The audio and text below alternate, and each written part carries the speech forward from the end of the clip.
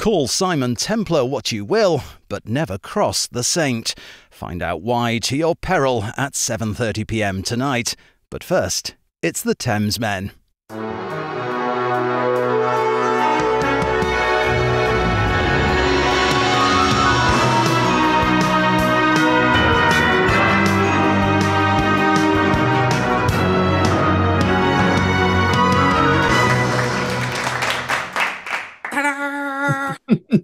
Hello. Good. How are you? Oh, I'm all right, Chief. How you doing, Governor? Oh, mate, mummy, old mucker. All right, Chopper. You've actually reached the old. You've met us down the old East End, haven't you? That's what Americans think. We English people are. Oh, mate, you know, chippy, choppy, choppy. We don't speak like that whatsoever. No, we don't. But I am George, and I'm in Los Angeles. I'm Alex. I'm in San Francisco. And to all you Americans, because we live in America, George and I, we don't say toodle pip when we say goodbye to each other. I do like, though, that there's like, you know, there was like the sort of thing where people would have a name that was kind of related to their surname. So if their surname was like White, everyone would call them, hey, Snowy, how you doing, Snowy? You know, there would always be that sort of like, you know, and then there was Chopper. All right, Chopper, how you doing, Chopper? You know, it was always that sort of like, you know. Is that why they called you Thin Dick? What? Better than pencil knob? Oh, I'm sorry.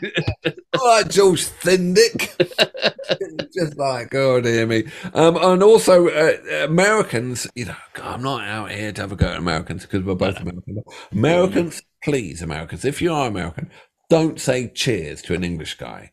Because we say cheers, because they fuck it up, right? And they use it inappropriately. Like, you know, you'd be at a supermarket and they go, you know, oh, that's like $19.25, and you pay for it, and I go, yep, cheers, and they go, cheers. What are they a pirate or something? Exactly. They can't say it. Like, just try and get all authentic. Anyway, you have reached us in the middle of an amazing week. This is Kate Bush, part 2. Part 2. Absolutely. And we are halfway through the week, and this week is being curated by Sean. So thank you very much, Sean. You'll see him in the notes.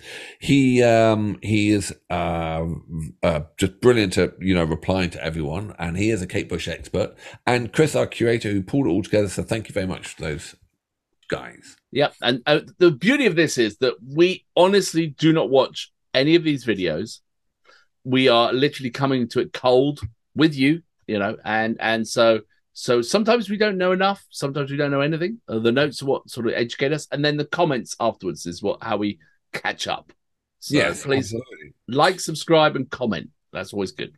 Absolutely, well said. So this is 1989, the SensualWorld. The SensualWorld. We've got a lot of notes for this one, haven't we? Yeah, you do the reading because some of these words are very big. Multi-syllabic words. Oh dear me, just big. That's what you always say, isn't it? Yeah. So, so this is, look, Kate Bush is. You're like the clapper in a bell, aren't you?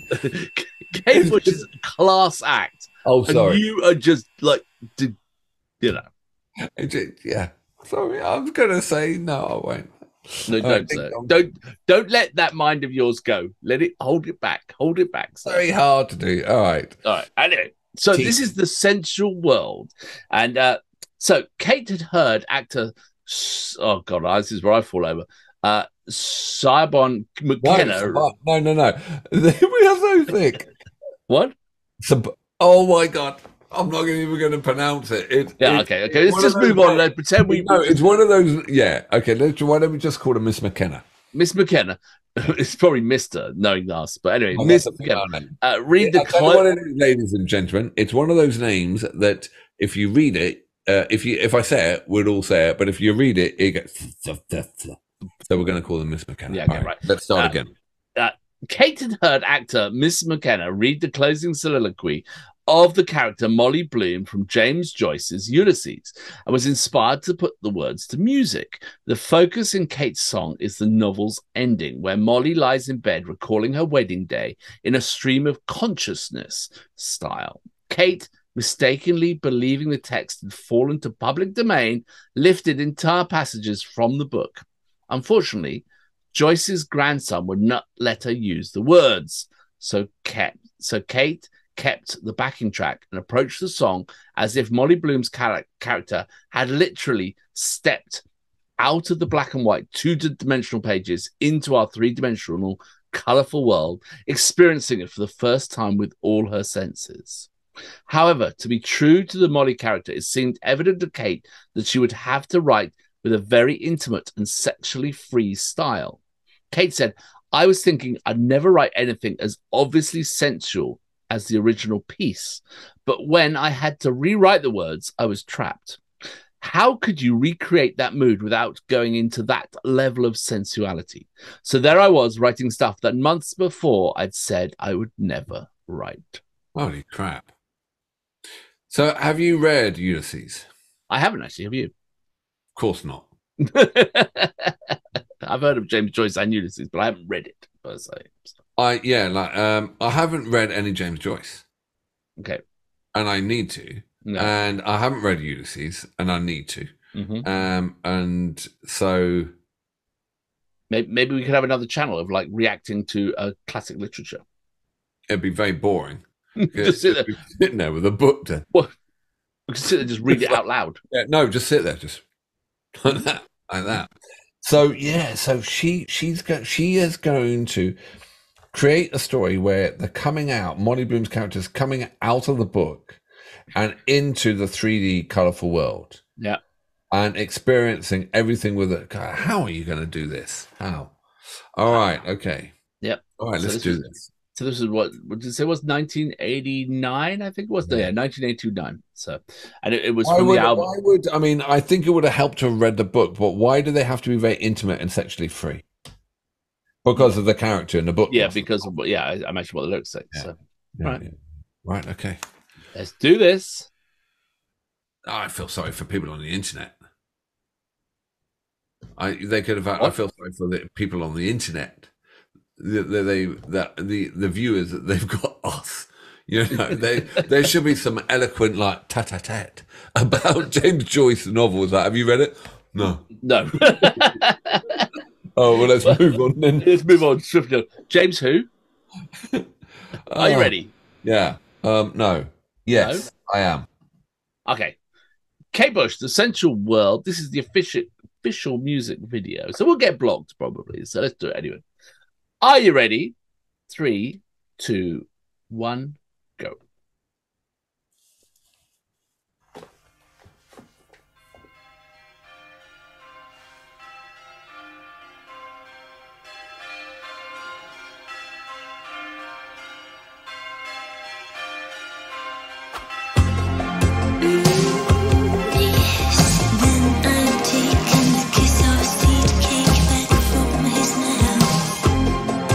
Going deep, sails go down.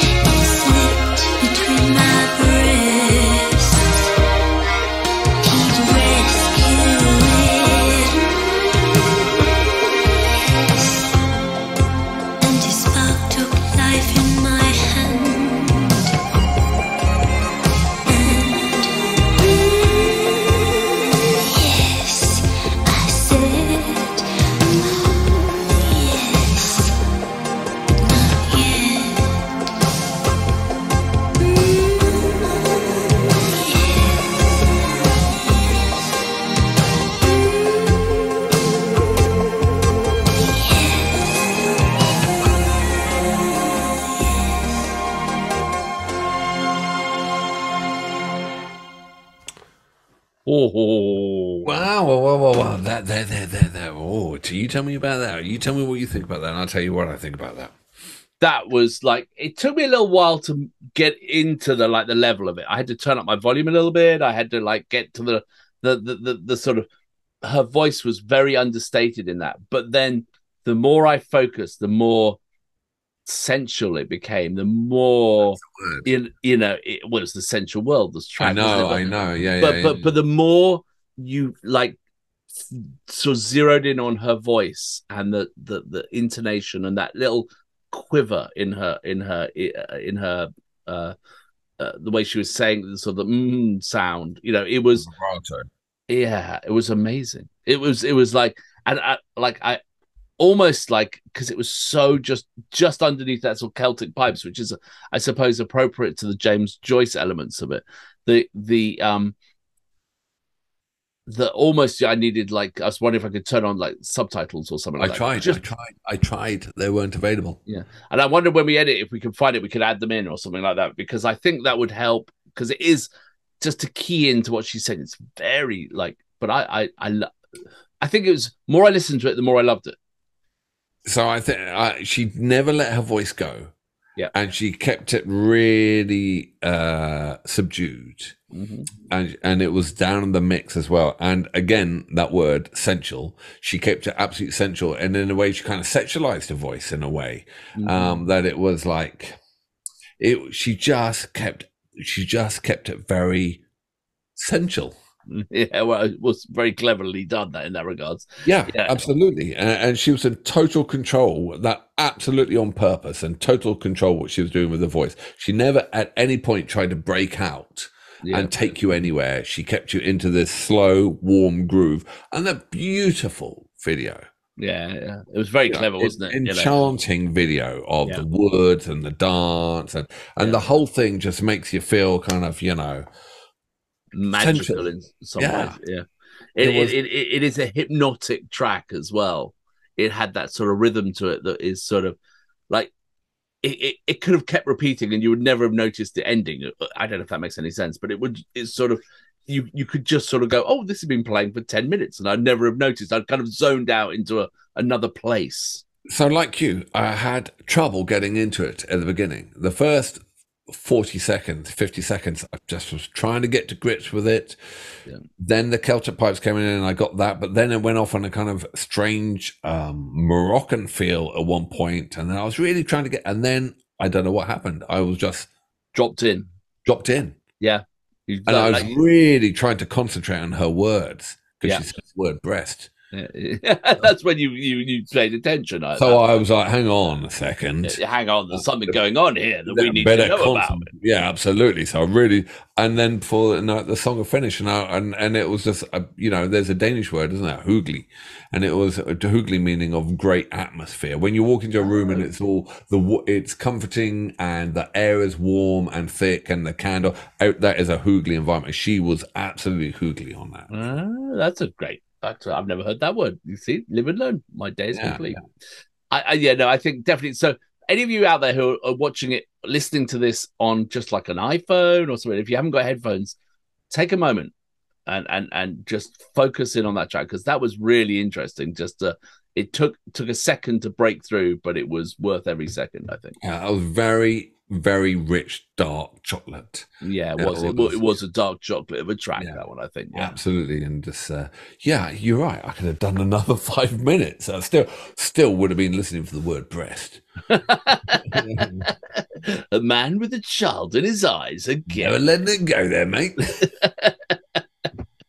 All right. Thank you so much. That brilliant. Again, another facet of Kate Bush, another kind of, masterpiece or a performance, but this time it was all down to the tone of her voice. She just kept it in the pocket, didn't she? Yeah, just like it was like that air. Yeah, very clever. Right, thank you very much. I'm exhausted after that. It's amazing. I know. Right, better go and have a cold shower. She said breast. All right, I'll see you on for the next day of Kate Bush, because we're halfway through. So like and subscribe. Thank you, Sean. Thank you, Chris, for putting this all together. If you got a curated week, the email's there. Also, we've got coming up, we've got Cold Chisel Week. We've got the 12 Days of Christmas countdown of what the largest bands that we've done on our track and picking the track. It's just amazing what we've got coming up. And thank you, everyone who contributed to our Nightwish Week. We're just putting that together, putting the notes together. So many suggestions, but we will come up with something soon. Yeah. All right. We're busy peeps. See you on the flip side. See you on the flip side. Bye-bye. Rest.